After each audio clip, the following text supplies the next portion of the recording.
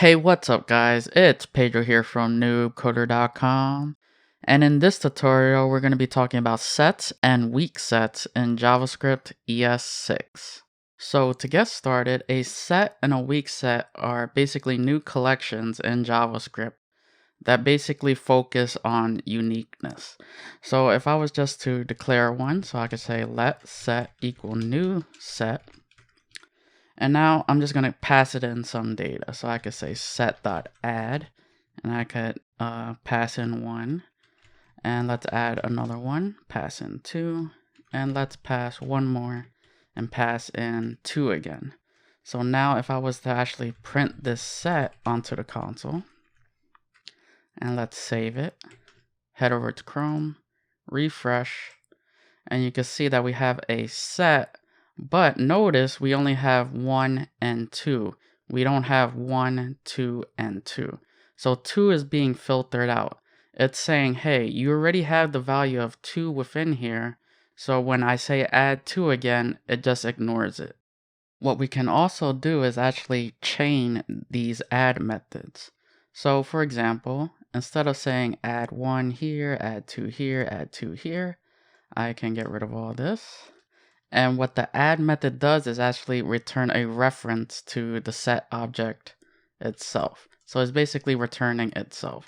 So I could say add again and pass in 2, add one more time, pass in 2, and let's save it and execute it.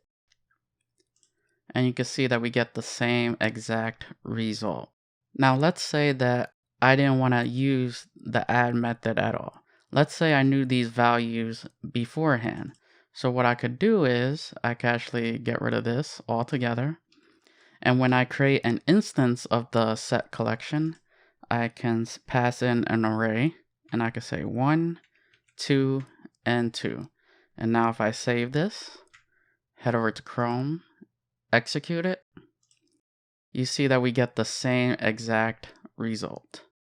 So that's pretty much the basics of using the set collection with primitive data types. Now let's try it with some objects. So if I head back to my editor, and let's say instead of passing 1, 2, and 2, I'll pass in 2 object literals. I'll say name, and we'll say one's Bob, and let's say one is Billy. So name is Billy. So now if I save this and now execute it, you can see that we have 2 object literals within our set. And if we take a look at the entries, you can see that we have one object named Bob and one object named Billy. So now let's actually change this. And instead of Billy, let's make it Bob. And now if I save this, and now execute it, you can see that we still get 2 objects within our set collection. So what's the deal that's going on here? So you can see the first one is Bob, and the second one is Bob. But aren't they supposed to be unique because we're using a set? And to be honest, they are unique. Even though these 2 objects have the same property and though that property has the same value, these are 2 different objects. So to clarify this, let's actually create a variable. So I'll say let person equal, and let's copy this. Let's paste this here. And instead of using 2 object literals here, we'll pass in person, and now person. And now if I save this, head over to Chrome, and execute it, you can see that our set has 1 object, and that's name and Bob. So what's the difference here? Well, person being passed in twice is referencing the same exact object. Whereas if I use 2 different object literals, they are 2 different objects in memory.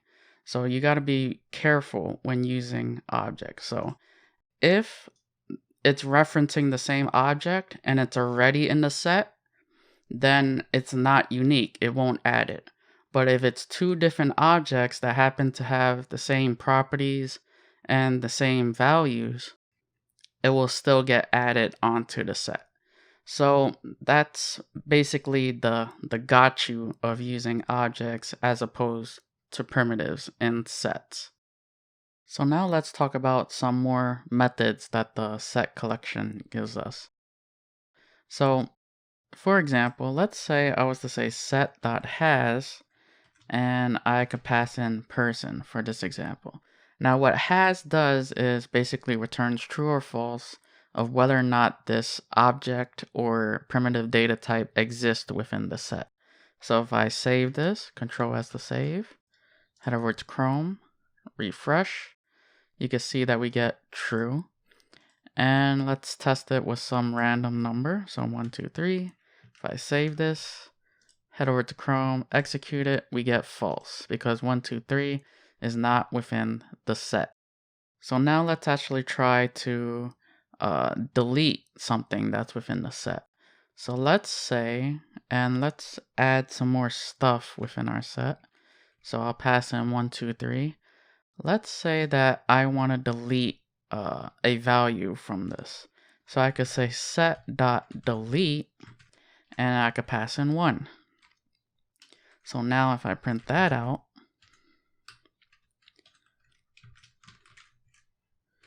and save it,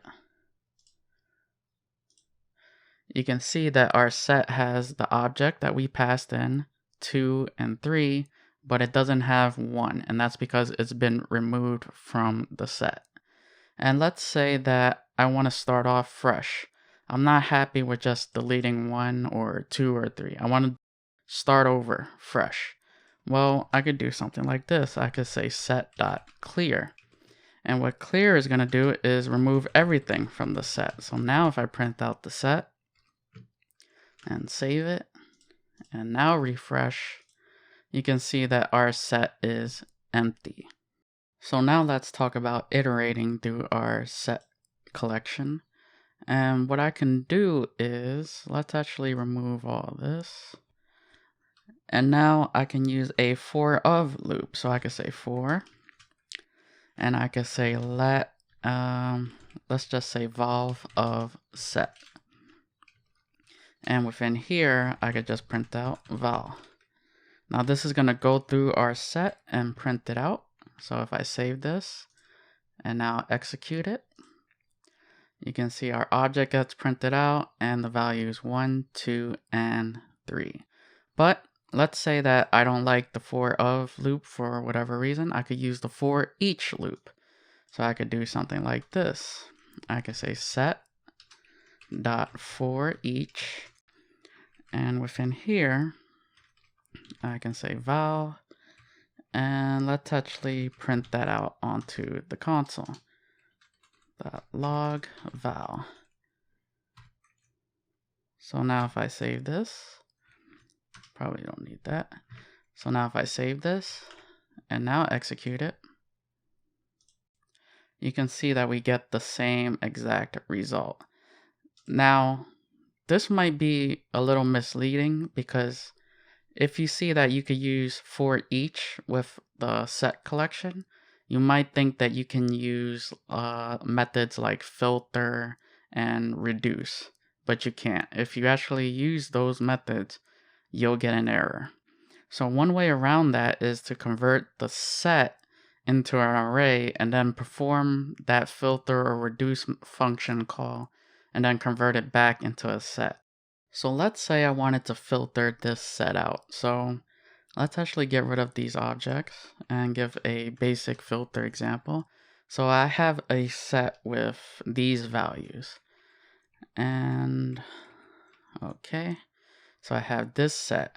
Now I want to filter this and return all the values that have a value of 5 or higher.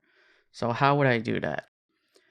Well, one way to do that, and the quickest way to do that, is to use the spread operator. So I could say ... set, and of course we have to wrap it within an array. Now this array has all the values, well, not all the values, because set is obviously going to only pick the unique values. And now I can call filter. I'll pass this in, and I can say valve, it has to be greater than or equal to 5. So now if I actually, let's actually print this out, this whole thing out. So we can see what the array that we get back. And now if I save this and now execute it, and we get an error saying console is not a function. So if I go back to my editor, and yes, I was supposed to say console.log. So now if I save this and now execute it, you can see that our array has been filtered 5 and 6. And if I want to convert this array back into a set, obviously I would have to create a new instance of the set object and pass in the array itself. Now I want to talk very briefly about weak sets. So unlike sets, weak sets only work for objects. So if I was to, let's just change this example and I say weak sets. Let's make this lowercase and that looks good. And I was to say new weak set instead of set, and then pass in objects.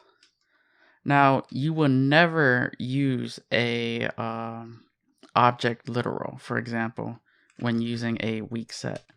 And the reason that you wouldn't use it is because weak sets are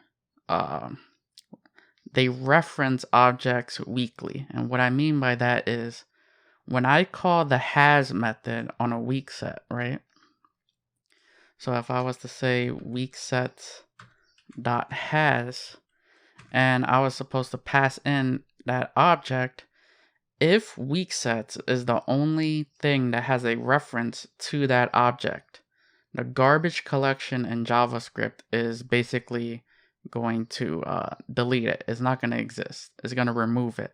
So that's going to return false. But if there are multiple references to that object and your program is still using it essentially, then it will return true. That is part of the weak set. And another big difference is that weak sets also, you cannot iterate through them. So you can't use the for of loop, the for each loop. You can't do anything with that. You can't get the size.